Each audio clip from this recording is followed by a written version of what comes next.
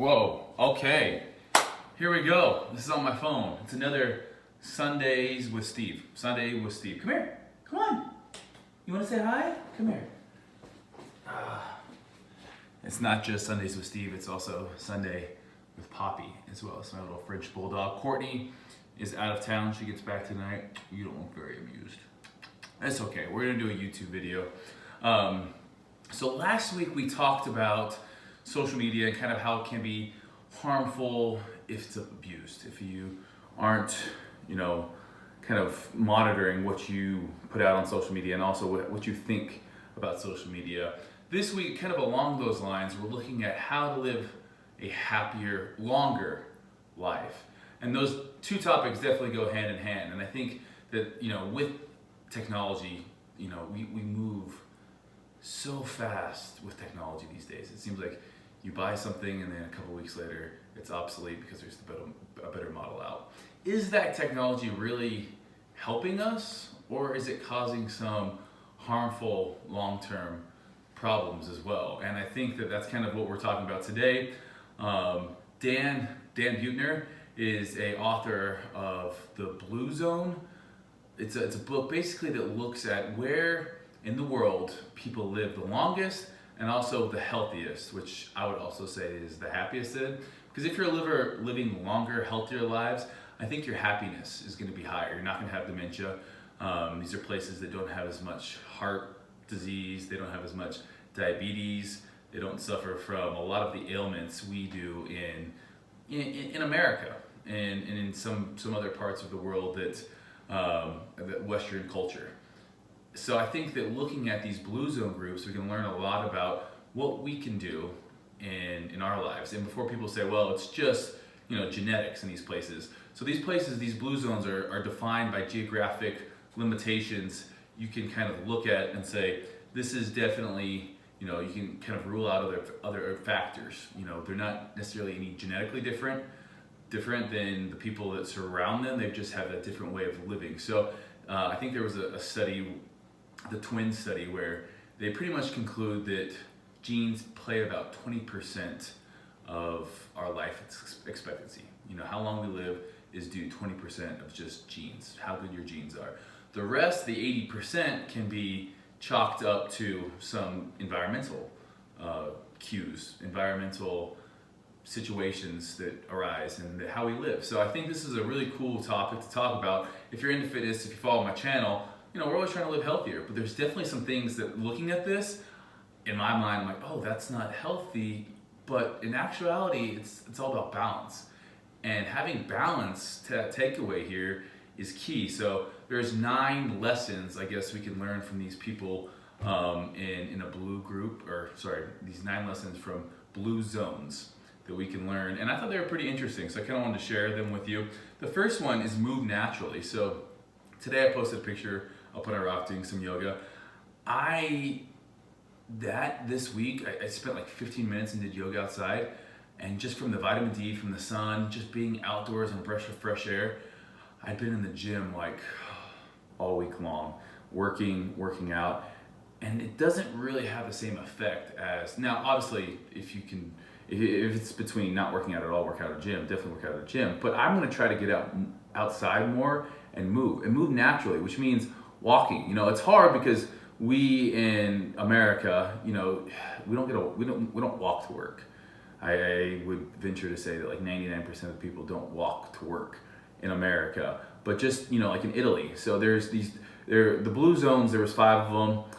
Loma Linda, California was one, and it was because there's a Seventh-day Adventist group that does some things that we'll talk about that makes them live longer. There was an island off the coast of Greece, and then there's a place in Sicily, or is it Sicily or someplace in Italy, Sardinia, maybe it's Sardinia, and then Okinawa, Japan, and then there's also one in Costa Rica. But pretty much throughout all of them, they walk places, they walk to work, their job requires walking. They don't use mechanical tools for gardening. They don't use mechanical tools for cooking. They're using their hands to knead bread. They're doing a lot more with their hands at an old age. So I think it's one of those things that we have to look at the technology in our lives, but also try to do more things outside. Try to do more yoga. Try to play more with kids. Move the way kids move. There's a guy that specializes in movement patterns, and he worked with Conor McGregor. Porto, what is his name?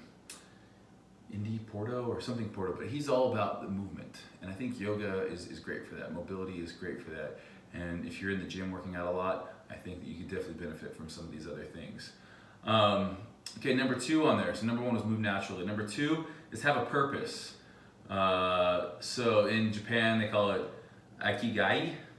I think that's how you say it. Knowing why you wake up in the morning. So I think that having a purpose in life, and this can kind of, if you're lonely, if you don't have a good support system, which we talk about later, you don't really have this purpose. If you have a purpose and you know your role, and if you live in a village, or if you live in in a society that values what you do, you're gonna have this purpose. And I think sometimes on social media, like we talked about last week, kind of lose sight of what your purpose is. Have that purpose, define it, and then feel appreciated, I guess. Surround yourself with people that appreciate you for that purpose. Doing that adds up to 7 years of life expectancy. That's pretty great. It's not always just about living longer, it's about living longer with a good quality of life, I think is what we want. Number 3, downshift. Stress is part of life, but blue zone centenarians have a stress relieving ritual built into their daily routines. Centenarians are people that live past 100. I'm not saying that right, I don't think. So these 7-day Adventists in Loma Linda, California, they pray. The people in Greece nap. The Sardinians do happy hour. So these are all things. It's about de-stressing. What is your de-stress? Obviously, exercising is doing that, but doing some of these other things, like taking some time to meditate, nap. I'm all about napping, and then in Sardinia they do happy hour. So it's studies have shown that like 5 glasses of wine per week, not all at once, but like maybe 1 to 2 a day, depending on your body size, will actually help you out. The stuff in antioxidants in wine, and you can't go overboard with that, but it also decreases cortisol levels. And I'm not a big drinker, so I might have to reach for red wine every now and then, maybe like once or twice a week, to try to like deal with the stress from work. And I think you can't go overboard. You can't have 14 glasses. You can't save up your entire week and have 14 glasses at the end. So that's number 3. It's just kind of downshift.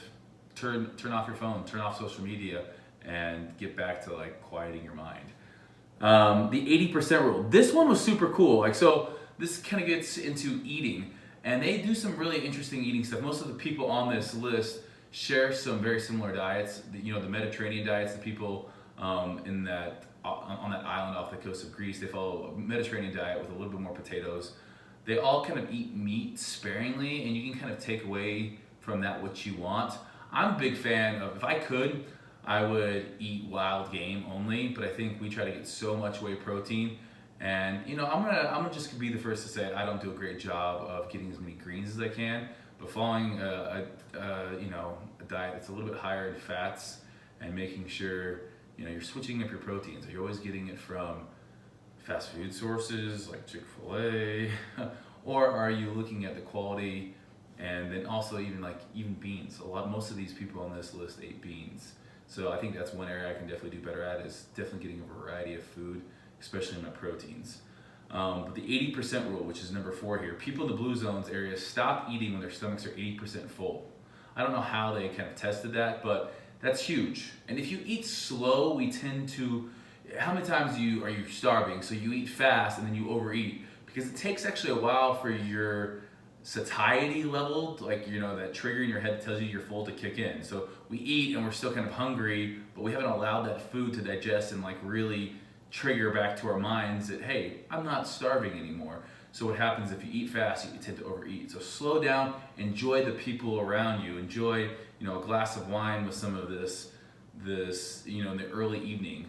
So actually this also says to eat the smallest meal in the early evening, or at night dinner is their smallest meal. So that's a kind of a argument to eat bigger breakfasts and lunches and then taper it off. I think that's great, because I think so many people in our society don't eat breakfast. They think it's a way for them to kind of bank calories for later on in the day. when really it just means they're going to binge later in the day. So number 5, plant slant. Beans are the cornerstones of most of these centenarians' diets. Vegetables, fruits, whole grains round out the rest of the diet, and meat is eaten in small amounts. Again, if I could eat just wild game, I think that would be a good moderation for me, and then trying to eat more vegetables and then like beans and stuff like that. Wine is number 6, moderate but regular consumption of wine with friends or food. Also, the people in Greece had sex more. So they had sex even after the age of 50. Those people who have sex twice a week decreases their chance of an early death. So that's an argument for sex. Number 7, belonging. Being part of a faith-based community adds up to 14 years of your life expectancy. So really having that higher power, and I don't think it necessarily matters what religion it was. There's Christians on here, obviously people in Okinawa, Japan. There could be people in Italy, the Sardinians. I'm not sure exactly if they're Catholic, would be my guess, but I'm not sure. So having that spiritual element to things, and I also think it's also more of a community thing. If you have a faith-based community, everyone's kind of supporting you, and you have this commonality in there. You know, whether you agree or disagree, you can't argue with the fact that, you know, this is one of the things that all of these people kind of shared in common. So, number 8, loved ones first. Having a close, strong family connections with spouses, parents, grandparents, grandchildren is common with blue zones. So these people, even in Italy, their grandparents, it's like they live in this village setting. Like you might live, the kids live with them until they're in their mid-20s. Their grandparents live in the same house. They don't ship people off to nursing homes, and that gets back to your purpose. You start feeling like you're part of this ecosystem, that you have this role to play, and you're there helping someone else out. I think the best thing we can do when getting back to loved ones first is service. If you don't know your purpose, like we talked about earlier in this, if you don't know your purpose, you feel alone. Your purpose could be serving other people, and then you no longer feel alone. You feel like somebody else needs me. Somebody else needs me to live. Do you need me? You're sleepy. So I think that gives back to that purpose one, along with having people that really truly care about you and making sure your needs are met. And I think that loneliness is definitely something that we overlook in our society. When I moved off to LA, it was to get rich and famous, but really my quality of life went down because I was more lonely. I was in traffic more. I didn't walk as much. I didn't hike as much. I didn't do things that then I would lead to stress eating. So I think that more money, more power, more fame, it definitely doesn't mean a better life. In fact, usually it's the inverse of that. Number 9, the right tribe. The world's longest living people have close friends and strong social networks. So even just besides your family. Now, if you move to California, you have a strong social network, then you might love it there. I didn't have tons of friends or family there, so I feel like my happiness in my life has gotten exponentially better because of just where I'm at.